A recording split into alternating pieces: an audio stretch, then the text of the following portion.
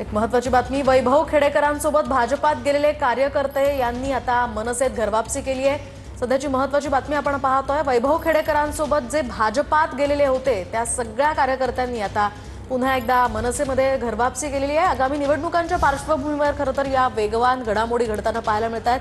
आगामी निवडणुकांच्या पार्श्वभूमीवर काही दिवसांपूर्वीच वैभव खेडेकर यांनी भाजपात प्रवेश केला होता, मात्र त्यांच्या कार्यकर्त्यांनी आता पुन्हा एकदा मनसेत प्रवेश केल्याचं दिसतंय। अधिकची माहिती आपण जाणून घेऊयात आमचे प्रतिनिधी अक्षय मंकणी यांच्याकडून। अक्षय, काय सांगाल, काय नेमक्या त्या कार्यकर्त्यांच्या भावना आहेत? नक्कीच मोहिनी, खरं तर वैभव खेडेकर यांच्यासोबत मनसेमधनं भाजपमध्ये अनेक त्यांच्या पक्षातल्या कार्यकर्त्यांनी जे आहे तो पक्षप्रवेश केलेला होता।